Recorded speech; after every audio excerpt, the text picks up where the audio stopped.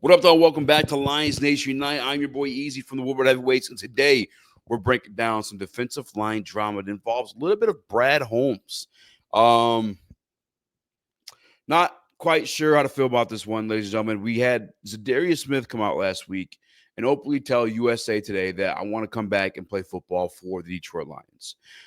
We then had a fan, shout out to Norman, who sent the video over to us at Woodward Sports.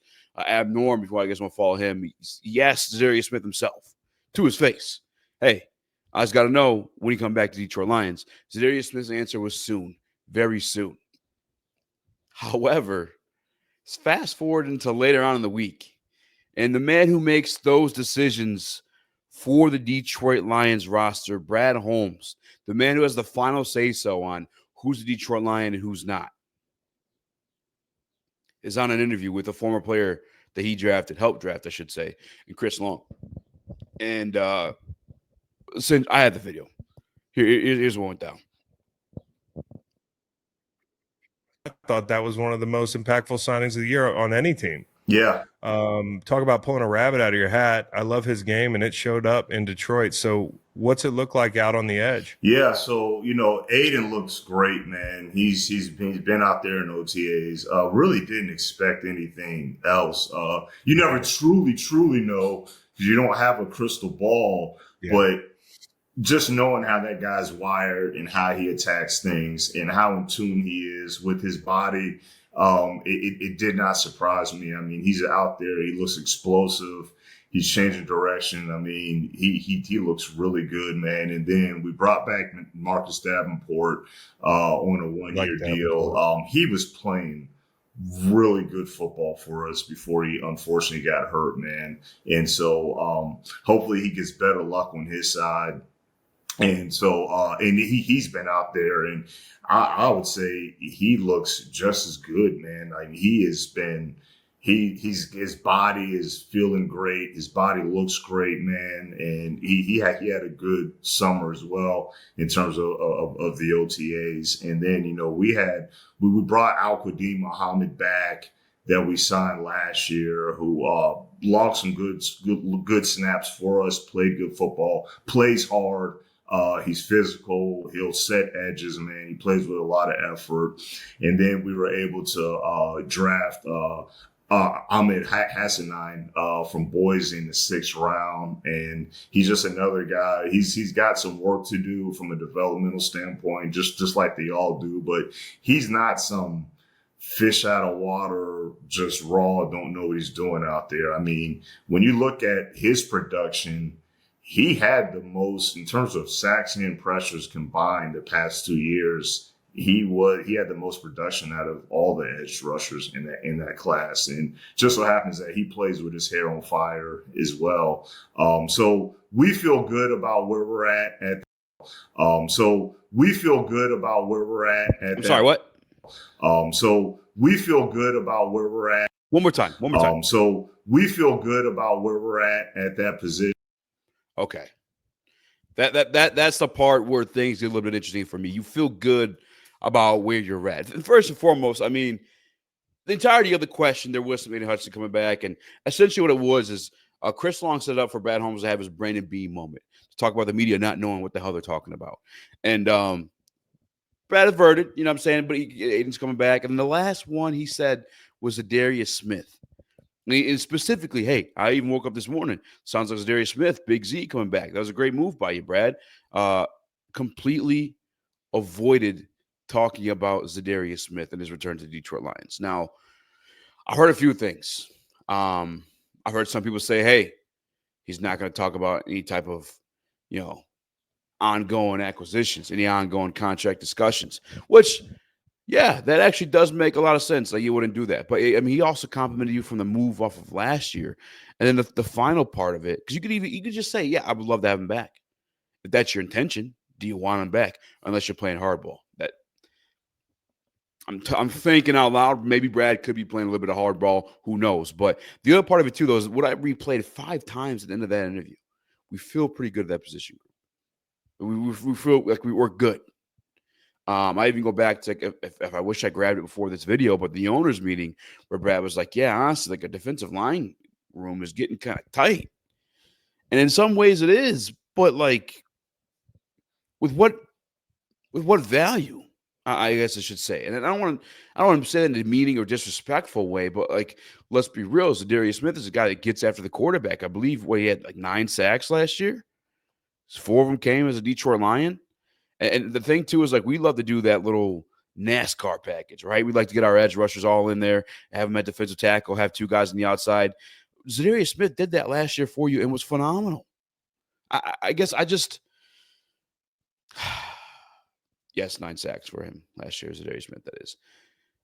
I, I I don't. I'm frustrated, man. I'm frustrated. You're so close to a Super Bowl. You saw what the Kansas City Chiefs did to the Eagles in the Super. I'm sorry, what the Eagles did to the Kansas City Chiefs in the Super Bowl. I mean, they put it this way in perspective, right? 2 of the greatest quarterbacks of all time, Tom Brady, Patrick Mahomes. I would probably say they may even be 1 and 2. Tom Brady, the Super Bowls that he's lost, it was Brandon Graham, the Eagles getting after him. Other than that, it was New York Giants getting after him. Justin Tuck, Michael Strahan. I can't think of his name, but he doesn't have any fingers anymore. Jason Pierre-Paul. Like those defensive lines getting after those GOATs. And what happened? Those GOATs did not win those Super Bowls. How about I move on to the Patrick Mahomes part of the conversation? He missed 2 of his starting offensive linemen against Tampa Bay series. Jason Pierre-Paul strikes again. Ndamukong Suh strikes again. Well, for the first time, shout out to Ndamukong Suh getting that ring. Vita Vea. Just those defensive lines dominated. And then you go back to this year, most recently. This is no recency bias. This gave you 3 other examples. How about the situation where the Philadelphia Eagles front forward? I don't believe they blitzed a single time. They got a pressure on Patrick Mahomes all game long. The defensive line is important. Even if you are outmatched on the other side of the ball and you're staring down the barrel of a freaking Hall of Fame quarterback, Tom Brady, Patrick Mahomes, a defensive line could be the cure for that. And so when you have a guy like Za'Darius Smith who wants to be a Detroit Lion, I can't even begin to fathom like why you wouldn't make that happen outside of money. And the funny thing is, Frank Ragnow just retired. You got 9.2 back in the books, so you have the money. Maybe it's something that's still ongoing. Maybe I'm overreacting, but a little bit of defensive line drama because you got one guy that says he wants to play for the team, and then the other guy who again makes the decisions, kind of completely ignoring just that sentiment on any type of level. It feels like, and even talking about like, we're good at the position group. We feel confident at that position. And then he pivoted to the defensive tackle spot, which I think we're deep there too once December hits. But Zadarius could play a little bit inside for you as well. Shoot, Brad Holmes came out. I noticed talk about the edges just now. He didn't mention Josh Pascal because he views Josh Pascal as more of an interior defender. They're better at rushing from the interior, not a bookend. And so it's just like the room. You talk about Aiden Hudson having him back. Obviously, that's huge. But if you saw Za'Darius Smith get 4 sacks for you without Aiden Hudson, what do you think he's going to do with Aiden Hudson on that field? What do you think he's going to do in a 3rd and long situation where you have Aiden Hudson out there, Marcus Davenport on the opposite, and then Za'Darius on the inside? I mean, if we're blessed, Aleem McNeil would be there too, but Tyler Williams is supposed to be Aleem McNeil 2.0, so who maybe be a little bit more patient for that. That is that Super Bowl caliber defensive line, and it's right there in front of their faces, man. And don't get me wrong, I like Marcus Davenport, but we're giving him the Miguel Cabrera treatment. He's in the best shape of his career. If you guys are Detroit Tigers fans, you heard about Miggy for the past 5 years before he finally retired. It wasn't the same. Marcus Davenport, God bless him when he's healthy. He is phenomenal. He truly is. I'll never deny that. But he's not healthy often. And I just think to have Za'Darius Smith, one, to alleviate his snaps so he doesn't get injured. There's less chance of him getting hurt because you have a Za'Darius Smith to put out there when it's time to rush the quarterback. And vice versa. Za'Darius Smith is 32 years old. He is going to be turning 33. Like maybe he doesn't have the engine, the motor like you wanted or like he did in the past when he was getting all pros and Pro Bowls at rushing the quarterback. So why not alleviate him by having Marcus Davenport? It's the perfect situation for those guys to split time. Speaking of time, maybe I'm just being impatient. Maybe it is going to happen, but I think the defense will be fine. Let me say that straight, especially with Aiden Hutchinson coming back. But again, if you just want to cement that next level, if you want to cement that Super Bowl prowess, especially with the type of schedule that we have this year, you got to sign Za'Darius Smith, man. there's just no sense in waiting around and not doing it. It could be a situation where he's playing the veteran game, where it's like, hey, I don't really want to come to camp yet.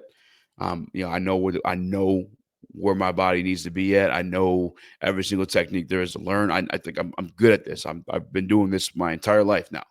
Majority of my adult life, the professional career has been football. So he can come halfway through training camp, or even maybe at the end of training camp and just pick right up. It could be that type of situation, and I'm overreacting. But listening to Brad Holmes say that at the very end of that clip, it does make me a little bit nervous. I will say, if Zadarius Smith does come back, and then you have a guy like Ahmed Hassanin probably getting put in the back burner a little bit there. But I think we've heard that from Coach Dan Campbell. I think we've heard that from scouts.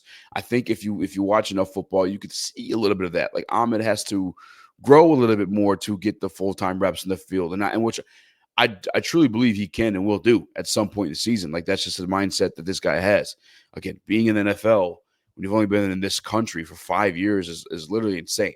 And didn't already come over as a football player. That's nuts. And it's not like he's like an Ezekiel Ansah where he's just freak athlete. No, he's just a hard worker, a workhorse, a hoss, if you will. That's probably a situation that happens. Maybe like because I do like AQM. AQM with 3 sacks and limited snaps. I thought that's very impressive. Had lots of pressure too. And again, that's without Aiden Hudson out there. Obviously lost to Lee McNeil at some point in the season too. Like I think Al-Qadim Muhammad is a very valuable piece. Maybe that's the guy they're not maybe really willing to get rid of quite yet, or maybe they want to see where he is in camp before they make any type of decision. I don't know, but I just want to be confident in any given situation with this defensive line, because I saw what happened with the Bills last year. I saw what happened with Lamar Jackson 2 years ago.